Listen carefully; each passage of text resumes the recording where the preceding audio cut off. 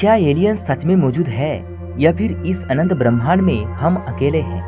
अगर एलियन सच में मौजूद है तो कहाँ है? आज 21वीं सदी में हमारी मौजूदा टेक्नोलॉजी इतने एडवांस होने के बावजूद भी आखिर हम लोग अभी तक उन्हें ढूंढ क्यों नहीं पाए हैं? या फिर एलियंस वाकई मौजूद है और वो सब धरती पे समय समय पर आते भी रहते हैं? अगर नहीं आते तो फिर इंटरनेट और न्यूज में यूएफओ दिखाई देने की और एलियन एब्डक्शन जैसे खबरें समय समय पर क्यों सुनने को मिलती है? आज हम इन्हीं सब सवालों के जवाब विज्ञान की नजरिए से देखकर पता लगाएंगे।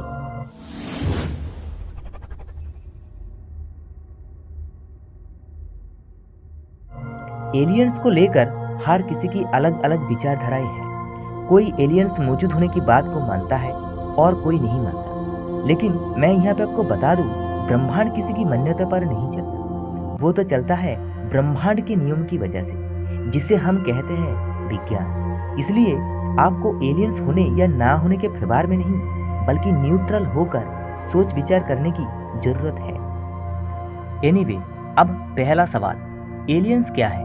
दरअसल एलियन शब्द सुनते ही हम कल्पना करने लग जाते हैं कुछ ऐसे जीवों की, लेकिन असल में एलियन शब्द का मतलब होता है ऐसे जीव जो पृथ्वी पर पैदा ना हुए, यानी पृथ्वी को छोड़कर किसी आदर्श कॉस्मिक बॉडी पर पैदा हुए ऐसे किसी भी जीव को ही एलियंस कहा जाता है। ये बैक्टीरिया या वायरस जैसे माइक्रोस्कोपिक जीव भी हो सकते हैं, और हम ह्यूमन जैसे एडवांस तथा इंटेलिजेंट जीव भी, या फिर किसी भिन्न रूप में भी जिसके बारे में हम कल्पना भी ना कर सके। अब क्वेश्चन नंबर 2, क्या एलियन सच में मौजूद है?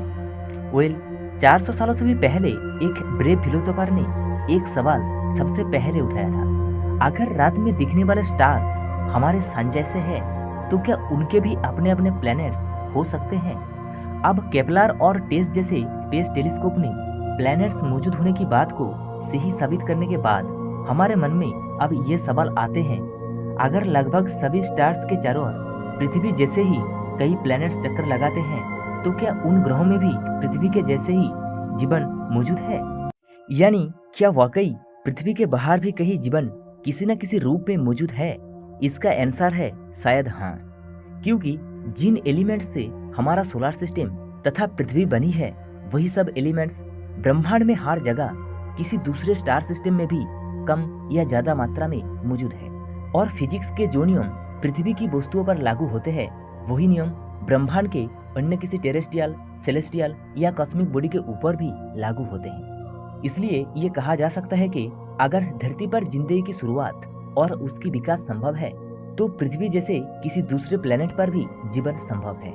अब शायद आपके मन में ये सवाल आ रहा होगा, अगर जीवन की उत्पत्ति ब्रह्मांड में कई जगहों पर संभव है, तो फिर एलियंस तो हमारी आकाशगंगा के अंदर हर जगह होने चाहिए। लेकिन ऐसा क्यों नहीं है? दरअसल ब्रह्मांड में सिंपल माइक्रोबियल लाइफ बहुत ज्यादा रेयर नहीं है, मगर कॉम्प्लेक्स तथा इंटेलिजेंट लाइफ रेयर जरूर है।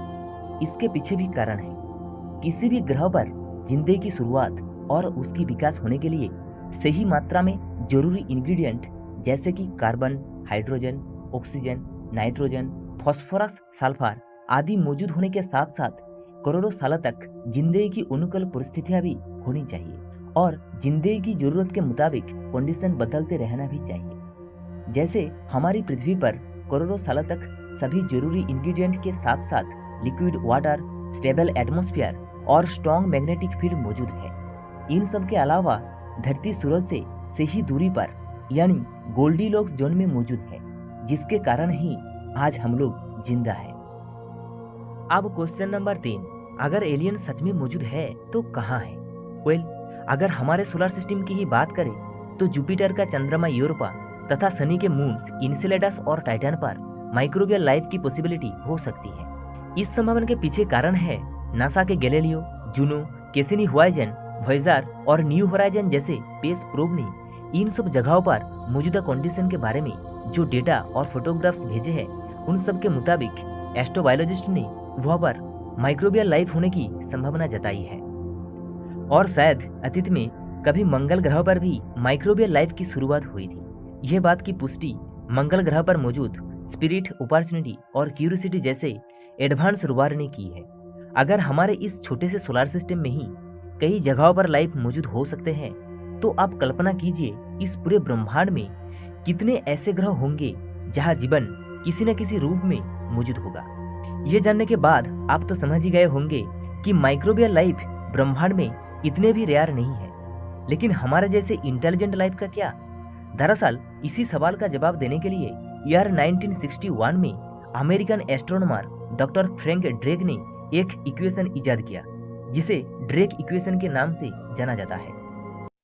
इस इक्वेशन की मदद से हम इस बात का अंदाजा लगा सकते हैं कि हमारी मिल्की वे गैलेक्सी में ऐसी कितनी एडवांस सिविलाइजेशन होंगी जो हमसे कम्युनिकेशन करने में सक्षम है। यहाँ पे आपके जानकारी के लिए मैं बता दूं, हमारी मिल्की वे गैलेक्सी जिसका डायमीटर है करीब 1,05,700 लाइट ईयर्स, इसके अंदर लगभग 400 बिलियन स्टार्स और उन स्टार्स के चारों ओर चक्कर लगाते हुए 100 बिलियन से भी अधिक प्लैनेट्स तथा 10 बिलियन से भी ज़्यादा मून्स मौजूद हैं। अब इस ड्रेक इक्वेशन के अनुसार हमारी मिल्की वे गैलेक्सी में ही हजारों नहीं बल्कि लाखों ग्रह या एक्सोमून ऐसे हैं जिन पर जीवन किसी न किसी रूप में निश्चित रूप से मौजूद है। और फिर इन्हीं लाखों ग्रहों में से 15,785 ग्रह ऐसे हैं जिन पर एडवांस सिविलाइजेशन निवास कर रही होगी, जो तकनीकी रूप से हमसे कम्युनिकेशन करने में कैपेबल भी होगी। पर यह सभ्यता एक दूसरे से 28,845 लाइट ईयर्स दूर होंगे, जिनके कारण उनके आपस में कम्युनिकेशन करना शायद बहुत ही मुश्किल होगा। दरअसल ड्रेक इक्वेशन के अनुसार दो एडवांस सिविलाइजेशन के आपस में कम्युनिकेशन करने के लिए उनके ग्रह के बीच की आइडियल दूरी 1361 से लेकर 3979 लाइट ईयर्स तक होनी चाहिए। असल में यह ड्रेक इक्वेशन कितने हद तक सही है, इसकी कोई पुख्ता सबूत अभी तो हमारे पास नहीं है, लेकिन साइंटिफिक ऑब्जर्वेशन और प्रोबेबिलिटी के हिसाब से बनाई गई ये इक्वेशन को जानने के बाद आप इतना तो जरूर समझ गए होंगे कि हमारी मिल्की वे आकाशगंगा में ही हजारों ग्रह ऐसे हैं जिन पर विकसित सभ्यता मौजूद है। अब हाबेल स्पेस टेलीस्कोप के जरिए साइंटिस्ट ने हमारी मिल्की वे गैलेक्सी जैसे ही अलग अलग प्रकार की अरबों गैलेक्सीज ढूंढ निकाले हैं, और सिर्फ हमारे ऑब्जर्वेबल यूनिवर्स में ही 200 बिलियन से लेकर 2 ट्रिलियन तक गैलेक्सीज मौजूद हो सकती हैं। तो फिर अब आप ही सोचिए कि हमारे इस पूरे ब्रह्मांड में कितनी सारी विकसित सभ्यताएं मौजूद होंगी। आज के बाद से आप ये कह सकते हैं कि इस अनंत ब्रह्मांड में हम अकेले या स्पेशल तो बिल्कुल नहीं है।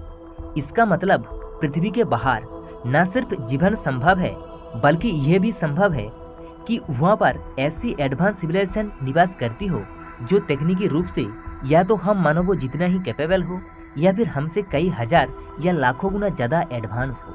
यहाँ पे अब दो सवाल उठते हैं।